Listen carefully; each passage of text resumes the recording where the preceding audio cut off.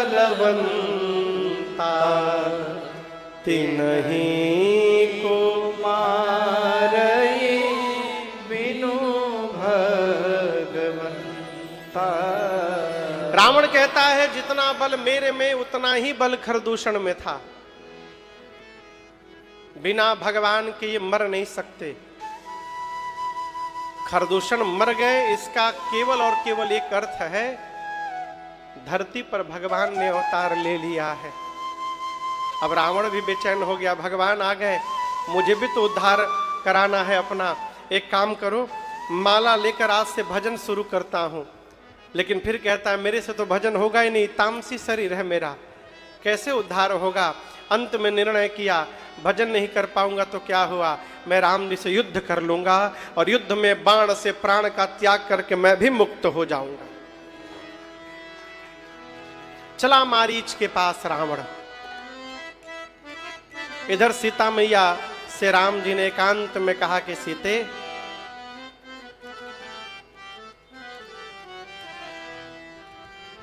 मैं कुछ लीला करना चाहता हूं। मां ने पूछा कैसी लीला। भगवान बोले देखिए, रावण की क्षमता नहीं कि वो आपको लेकर लंका जाए।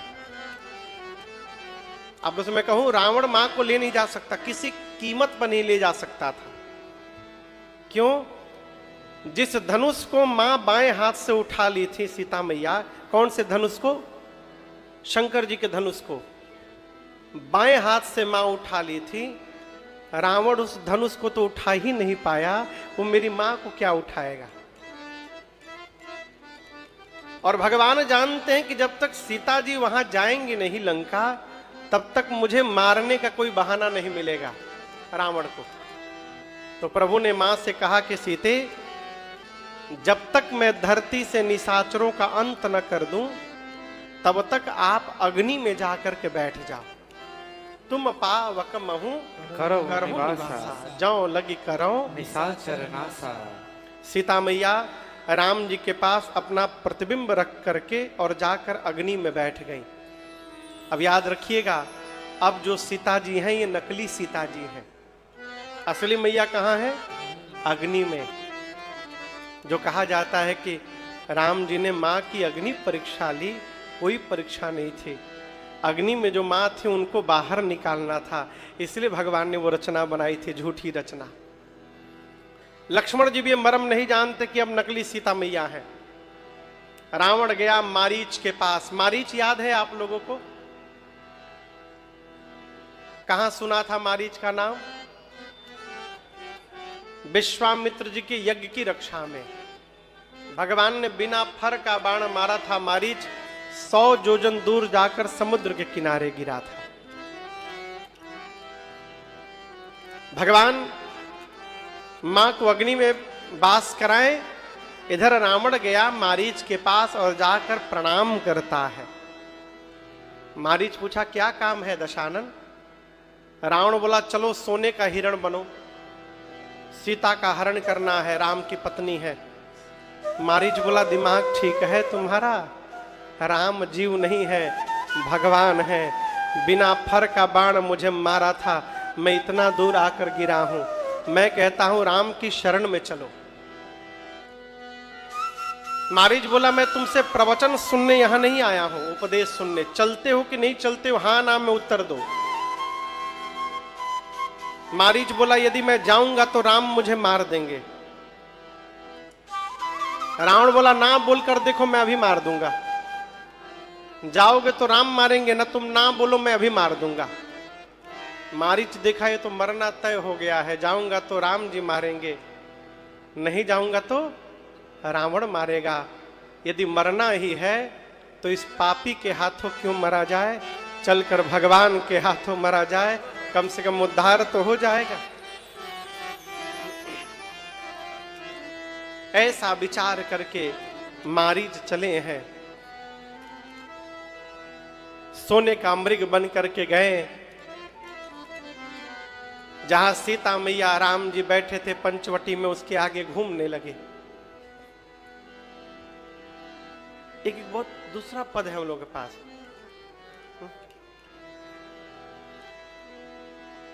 मारीच क्यों गया है बताइए?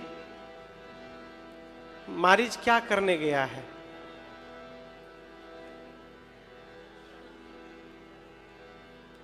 सीता मैया का हरण कराने। कंचन मृग बन कर आया,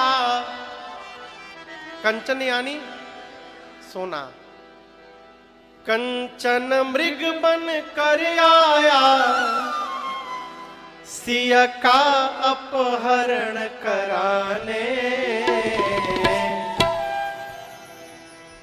माया का मारीच चला, मायापति को भटकाने। माया का मारीच चला, मायापति को भटकाने। कंचन मृग बन कर आया, कंचन मृग बन कर आया, सिया का अपहरण कराने। माया का मारीच चला, मायापति को भटकाने। माया का मारीच चला, मायापति को भटकाने।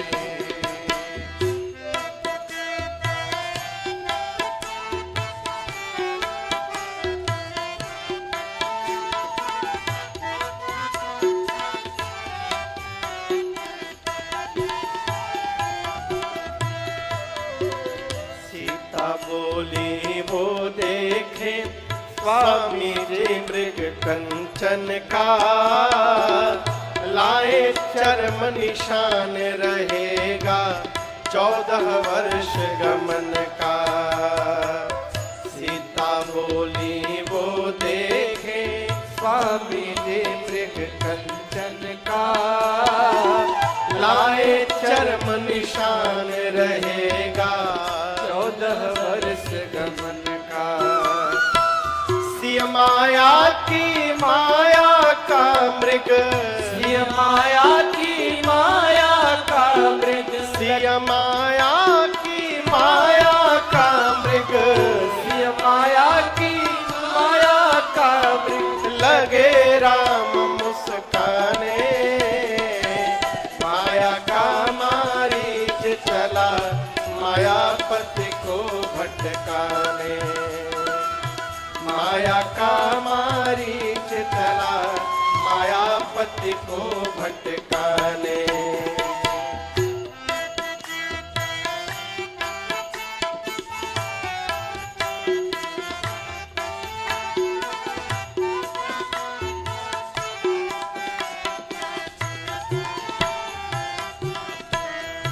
यदि वो मृग स्वर्ण का न दिखा होता तो सीता मैया उसका चर्म न मांगती। ये सोना ही माया है। माया सोना है इसके आगे यह जगत खिलौना, कितने लोगों को जीवन भर सोने दिया न सोना।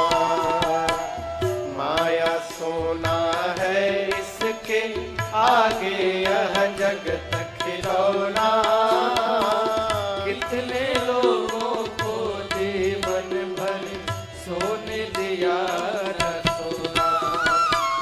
राम चले सोने के पीछे, राम चले सोने के पीछे, हाँ राम चले सोने के पीछे, राम चले सोने के पीछे, हम सबको समझाने। माया का मारीच चला, मायापति को भटकाने। माया का मारीच चला, मायापति को भटकाने। कंचन मृग बन कर आया, कंचन मृग बन कर आया, सिया का अपहरण कराने। माया का मारीच चला, मायापति को भटकाने। माया का मारीच चला, मायापति को भटकाने। माया का मारीच चला, मायापति को भटकाए।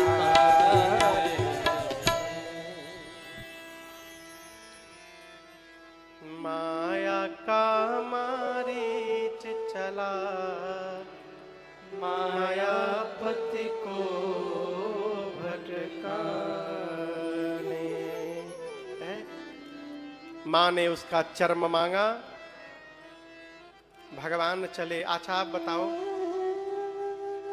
राम जी चित्रकूट में बाण चलाए बैठकर, वो भी नकली बाण, तो वो बाण जयंत को 3 लोक 14 भुवन घुमाया।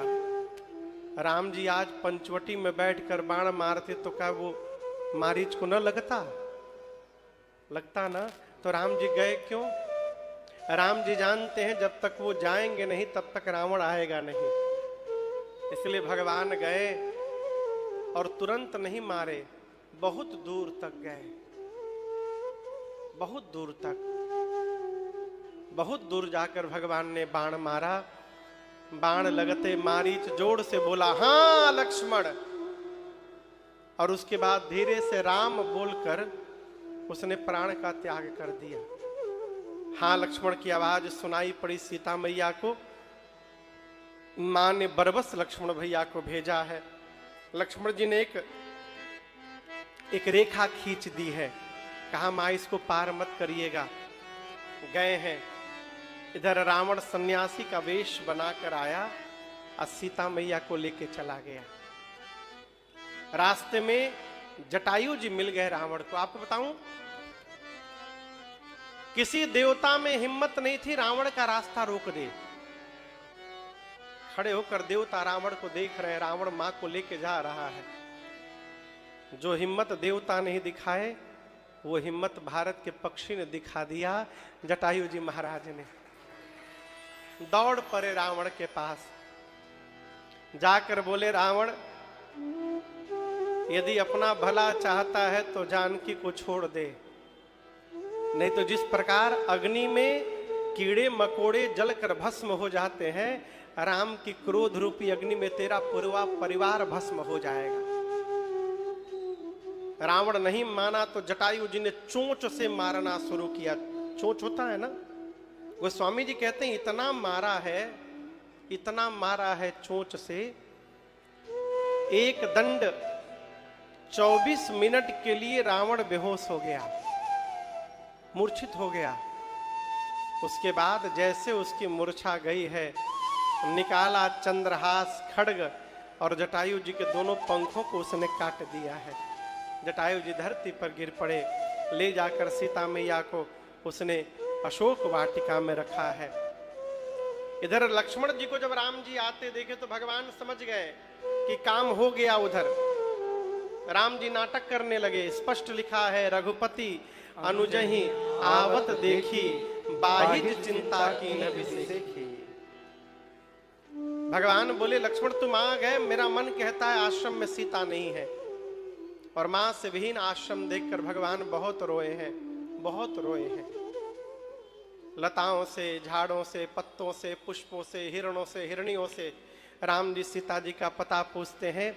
और पूछते पूछते भगवान जटायु जी के पास पहुंचे हैं। किसके पास पहुंचे हैं? जटायु जी के पास। जटायु जी के पास भगवान पहुंचे, देखे दोनों पंख कटे हैं। राम जी उठा करके गोद में रख लिए हैं और हाथ अपना उनके सिर पर रखे। कर सरोज सिर पर सिरो, कृपा सिंधु रघुवीर, निरखि राम छवि धाम मुख, विगत भई सब पीर। जैसे भगवान ने उनके सिर पर हाथ रखा और जटायु जी ने राम जी का मुख देखा, उनकी सारी पीड़ा समाप्त हो गई। भगवान पूछे, ये दशा किसने की आपकी? जटायु जी बोले, प्रभु दशानन ने किया है और उसी दुष्ट ने सीता का हरण भी किया है। दक्षिण दिशा में लेकर गया है राम, आपको बताने के लिए मैंने प्राण बचा के रखा था अपना, अब मुझे विदा करिए आप। राम जी बोले, तात मेरे पास मेरे पिताजी नहीं हैं, आपके पास कोई बेटा नहीं है। कुछ दिन यदि आप जीवित रह जाते तो आपको बेटे का सुख मिल जाता, मुझे मेरे पिता का सुख मिल जाता। कुछ दिन जीवित रह जाइए। जटायु जी बोले, राम तुम्हारे पिता दशरथ मेरे मित्र थे, अब मुझे पता है कि मेरा मित्र अपने पुत्र के वियोग में मर गया। यदि दशरथ राम के लिए मर सकता है तो जटायु सीता के लिए भी मर सकता है। मैं अपने बहू के वियोग में प्राण छोड़ूंगा। राम जी के नेत्र सजल हो गए। बाबा कहते हैं, राम जी जल भरि नयन कहि रघुराई, जल भरि नयन कहि रघुराई, तात करम निज ते गति पाए, तात करम ते गति पाए, परहित बस दिन के मन माही, परहित बस दिन के मन माही, तिन कहूँ जग दुर्लभ कछु नाहि, तिन कहूँ जग का तुम पूरन कामा, गिध देह तरि धरि हरि रूपा, गिध देह तरि धरि हरि रूपा, भूषण बहु पट पीत अनुपा, भूषण बहु पट पीत अनुपा, भूषण बहु पट पीत अनुपा। भगवान के नेत्र सजल हो गए। राम जी ने कहा, तात शरीर त्याग करके आप मेरे धाम जाइए। यहां एक सूत्र याद रखिएगा। राम जी कहते हैं कि जिस मनुष्य के मन में परहित का भाव आ जाए, उस मनुष्य के लिए संसार में कुछ भी दुर्लभ नहीं है, वो कुछ भी प्राप्त कर सकता है। बोले, आज आपको जो मिल रहा है मैं दे नहीं रहा हूं, आपका जीवन ऐसा है कि आप इसकी योग्यता रखते हैं। आप मेरे धाम जाइए, रास्ते में मेरे पूज्य पिताजी मिलेंगे आपको देवलोक में।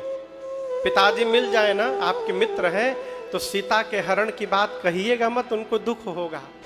मैं वचन देता हूं, जिस रावण ने सीता का हरण किया है वो अपने पूरे परिवार के साथ वहां जाने वाला है, और वो जाकर अपने मुख से बताएगा मेरे पिताजी को, आप मत बताइएगा। गीध जी, जटायु जी ने भगवान की स्तुति की, स्तुति करके अविरल भक्ति मांगा। और आप दर्शन करिए, जटायु जी जब गए न तो पक्षी के रूप में नहीं गए, गिद्ध के रूप में नहीं गए, किस रूप में गए? वो स्वामी जी लिखते हैं, गीधा देह तजी धरि हरि रूपा। जटायु जी पक्षी का शरीर छोड़कर भगवान के स्वरूप में आ गए, चतुर्भुज रूप में।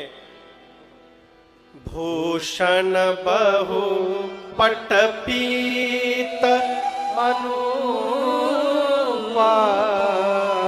श्याम गात विशाल भुज चारी।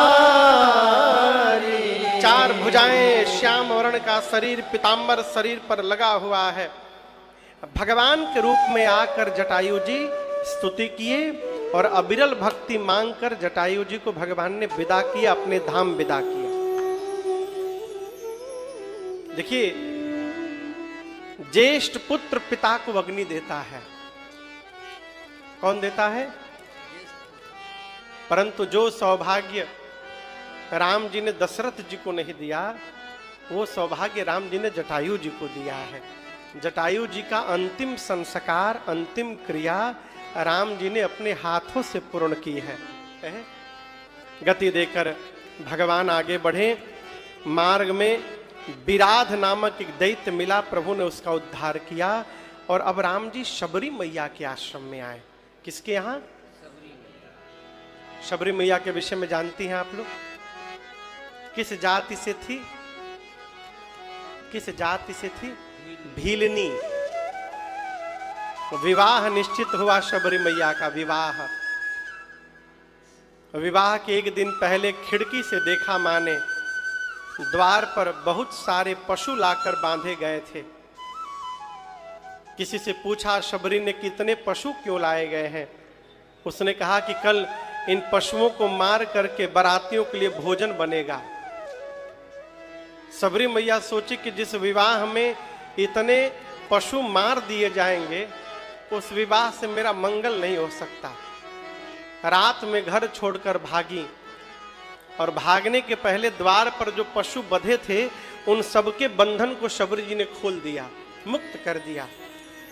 जब मां ने पशुओं के बंधन को खोला तो सारे पशु रोने लगे और शबरी मैया से कहने लगे, शबरी, आज आपने हमको बंधन से मुक्त कर दिया, हम आपको वचन देते हैं एक दिन भगवान आपको बंधन से मुक्त करने आएंगे, आपका उद्धार करेंगे। शबरी मैया चली गई मतंग ऋषि के पास और वहीं जाकर सेवा करने लगी। बताओ, शबरी जी ने गुरु जी से पूछा था कि गुरुदेव, यदि राम जी आ भी जाएंगे तो मैं उनको पहचानूंगी कैसे? मैंने तो कभी उनको देखा नहीं है। तो गुरु जी ने राम जी के 5 पहचान बताए थे। कहा था कि शबरी, ये 5 जिसके भीतर दिखाई दे, समझ लेना वो राम है। राम लक्ष्मण जी आ रहे हैं और शबरी गुरु जी की बात याद करके मिलाने लगी। पहला पहचान गुरुदेव ने बताया था, सरसी जलोचन। राम जी की आंख कमल के पंखुड़ियों के समान होंगे। शबरी ने देखा, हाँ बिल्कुल वैसा ही लग रहा है, एक मिल गया। दूसरा गुरुदेव ने कहा था, बाहु विशाल। राम जी की भुजाएं लंबी होंगी। शबरी ने देखा लंबे लंबे हाथ हैं, बोली 2 मिल गया। तीसरा गुरुदेव कहे थे कि जटा मुकुट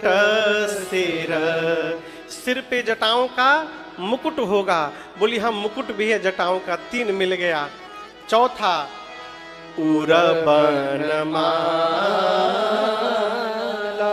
गले में बनमाल होगी। तब तक राम जी लक्ष्मण जी शबरी जी के पास आ गए। बनमाल उस माला को कहते हैं जो वन के 5 प्रकार के फूलों से मिलकर बनी हुई माला, गले से लेकर पांव तक नीचे लंबी हो, उसको बनमाल कहते हैं। गुरु जी बोले थे चौथा पहचान राम जी के गले में बनमाल होगा। शबरी ने राम जी से पूछा कि भाई साहब, आप जो माला पहने इसका नाम क्या है? राम जी बोले, माँ ये बनमाल है। शबरी बोली 4 मिल गया, बस अंतिम मिल जाए बस। राम जी बोले, क्या मिला रही हो? बोले अभी आप चुप रहिए, बोलिए मत अभी। गुरुदेव अंतिम बताए थे, हाँ अकेले नहीं आएंगे।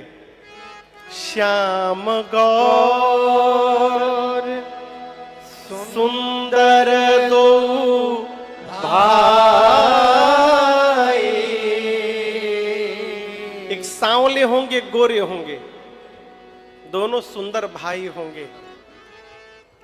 शबरी देखी सांवले गोरे तो हैं, भाई है कि नहीं है ये नहीं पता। तो राम जी से पूछा शबरी मैया ने कि गोरे वाले आपके क्या लगते हैं। राम जी बोले माई ये हमारा छोट भाई है और आप जिनको ढूंढ रही हैं हम वही रघुराई हैं, हम ही राम है माँ। जैसे शबरी मैया को पता चला हो, शबरी पड़े चरण लपटाई, माँ शबरी भगवान के चरणों में लिपट गई हो। आपसे कहा था एक दिन प्रेम में नियम समाप्त हो जाते हैं। शबरी ने कई बार भगवान के चरणों में दंडवत किया, भूल जाती थी कि कर चुकी हो। गुरुदेव ने कहा था कि राम जी आए तो पांव पखारना। सुंदर आसन बिछाकर बिठाया है राम जी को, उनका पांव पखारा है। गुरु जी ने कहा था कि कुछ भोजन भोग भी लगाना। शबरी मैया ने फल लाकर कंदमूल दिया, प्रभु भोग लगाए। गुरु जी बोले थे जब राम जी भोग लगा लेना शबरी तो राम जी की स्तुति करना। क्या करना? स्तुति। यहीं शबरी फंस गई। राम जी के सामने हाथ जोड़कर बैठी, कहती प्रभु के ही विधि स्तुति करऊं तुम्हारी, अधम जाति में जड़ मति भारी। शबरी माँ कहती प्रभु मैं आपकी स्तुति कैसे करूं? क्यों? अधम जाति में मेरा जन्म हुआ है, अधम में भी अधम हूं, मति मंद हूं। हे पाप शत्रु, मैं पढ़ी लिखी नहीं हूं, मैं आपकी स्तुति कैसे करूं?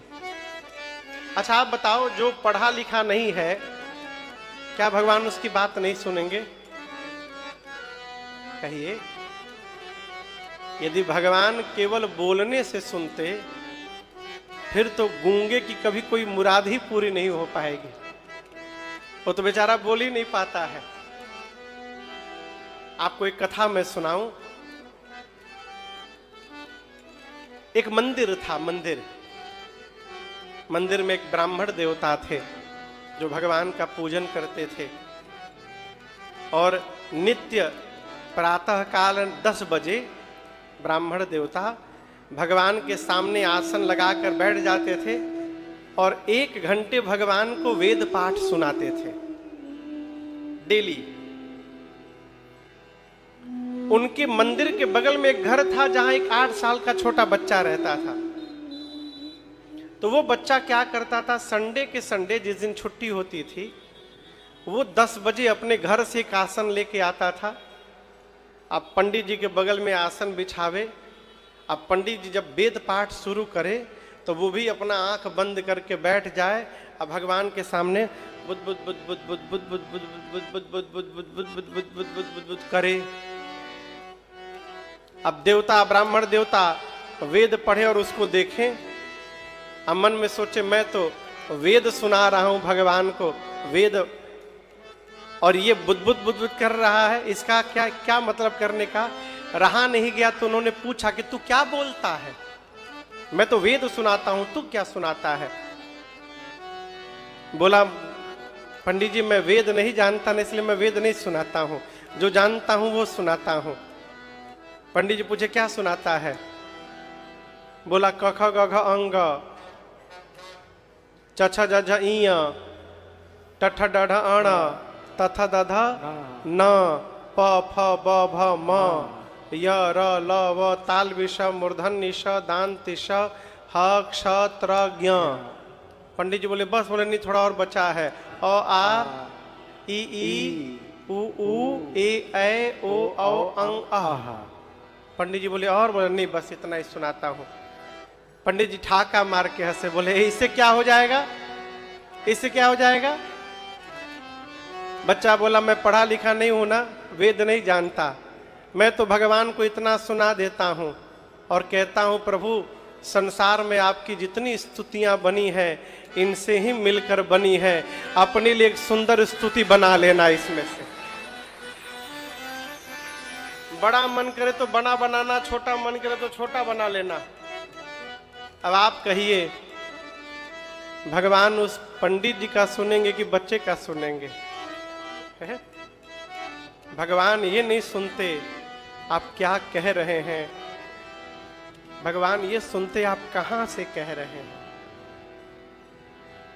राम जी के से सबरी मैया ने कहा मैं पढ़ी लिखी नहीं हूं नाथ, मतिमंद हूं, पाप की धरा पर मेरा जन्म हुआ है, के ही विधि स्तुति करम तुम्हारी। मैं आपकी स्तुति कैसे करूं नाथ? राम जी बोले शबरी मेरी बात आपने कह दिया, अब आप मेरी बात समझिए। मैं ये जाति पात मानता ही नहीं हूं। कौन कहा? बोले जाति पात कुल धर्म बड़ाई, धन बल परिजन गुण चतुराई। कोई मनुष्य इन सब में श्रेष्ठ हो, जाति में श्रेष्ठ, पात में श्रेष्ठ, धन में श्रेष्ठ, कुल में श्रेष्ठ, मान सम्मान में श्रेष्ठ, बलवान हो, धनवान हो, पूरा परिवार हो, गुणी हो, चतुर हो, ये सब कुछ हो उसके पास, और ये सब कुछ होने के बाद यदि मेरी भक्ति नहीं है तो मनुष्य उसी प्रकार है जैसे बिना जल का बादल होता है, उसका कोई अर्थ नहीं होता। राम जी बोले मैं केवल भक्ति का संबंध मानता हूं, और शबरी आप में नवों की नवों भक्ति है। विश्वास करे कहदास तुलसी राम पद अनुराग हो।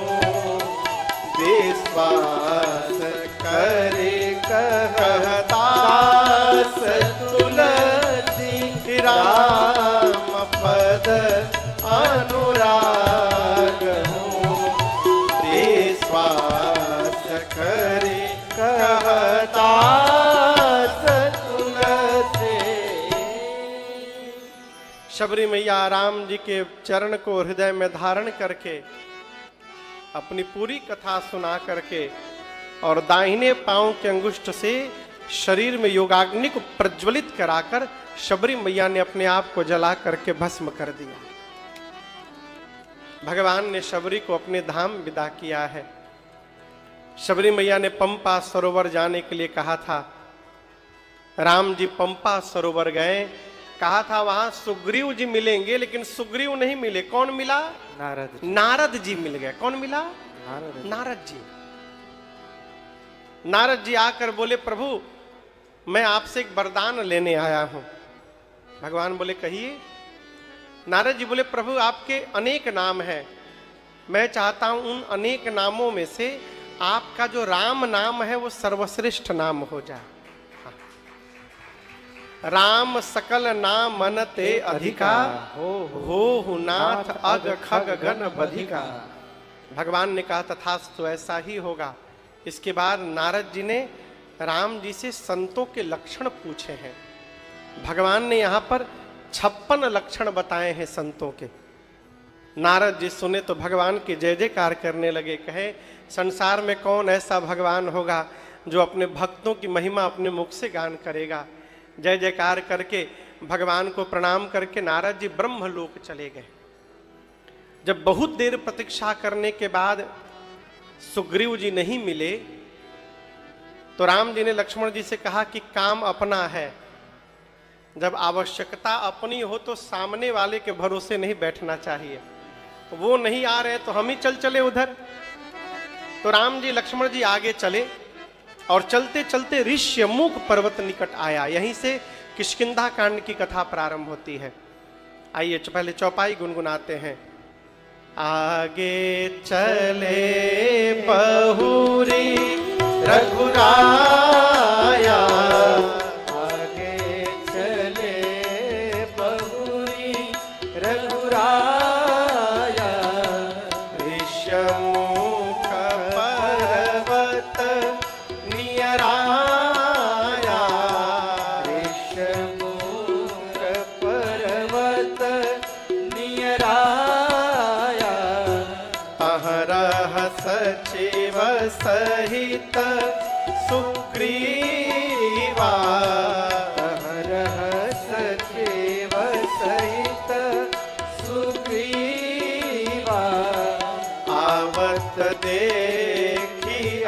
अतुल बल सीवा, आवत देखी अतुल बल सीवा, अति सभीत कह सुनु हनुमाना, अति सभीत कह सुनु हनुमाना, पुरुष जुगल बल रूप निधाना, पुरुष जुगल बल रूप निधाना, पुरुष जुगल बल रूप निधाना, पुरुष जुगल बल रूप निधाना।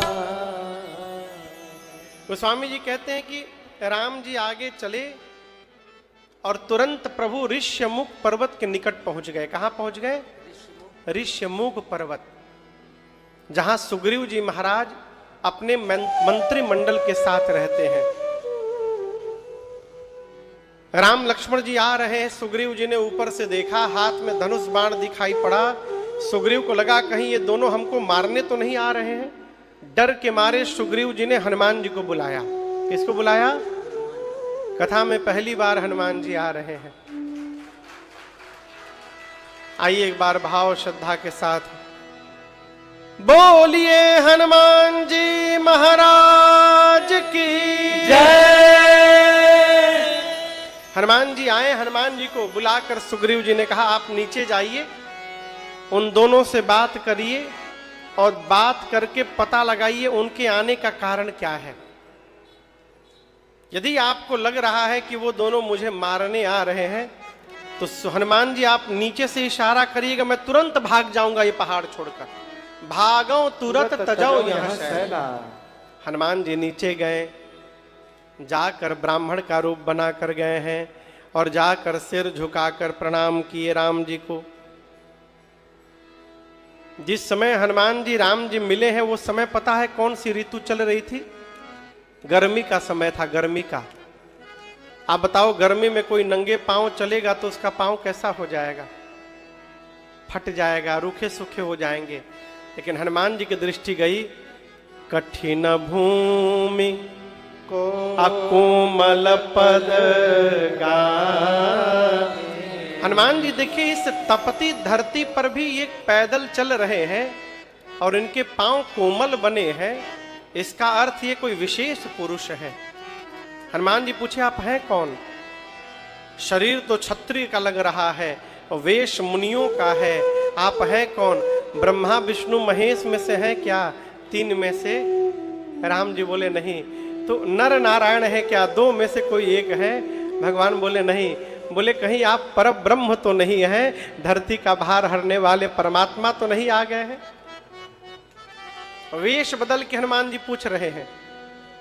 राम जी मन में बोले जब आप अपने आप को छिपा रहे हैं तो हम अपना परिचय क्यों बताएंगे आपसे? हम भी छिपाएंगे। राम जी ने कहा कि हम अयोध्या वाले महाराज दशरथ के पुत्र हैं राम लक्ष्मण। वन में हमारी पत्नी वैदेही का हरण हो गया है। हे ब्राह्मण देवता, हम उन्हीं को ढूंढ रहे हैं। ये हमारी कथा है, आप अपनी कथा सुनाइए। जैसे भगवान ने राम लक्ष्मण वैदेही बताया, हनुमान जी पहचान गए। प्रभु पहचानी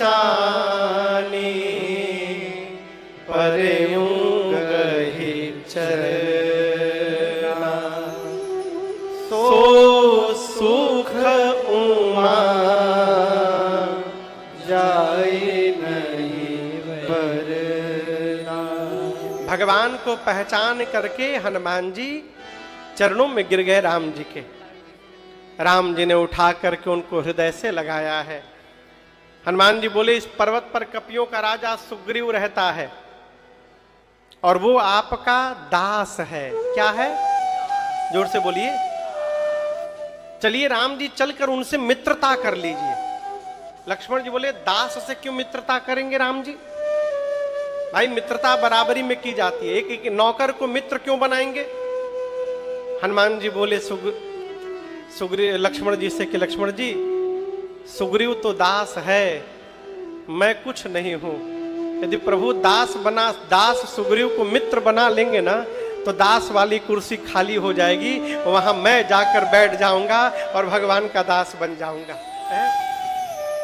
पीठ पर बिठाकर हनुमान जी लेकर गए राम लक्ष्मण जी के पास। वहां पर अग्नि को साक्षी रखकर भगवान ने सुग्रीव से मित्रता स्थापित की है। राम जी ने पूछा, तुम पहाड़ पर क्यों रहते हो, राजा हो तो? सुग्रीव बोला, प्रभु मेरा भाई बाली मेरी पत्नी को छीन लिया, मेरा संपत्ति राज सत्ता सब छीन लिया, इतना मारा है कि उसके डर के मारे पहाड़ पे रहता हूं। श्राप मिला है कि यहां आते उसकी मृत्यु हो जाएगी। भगवान ने बोला, कोई बात नहीं, तुम मेरे मित्र हो, मित्र का दुख मेरा दुख।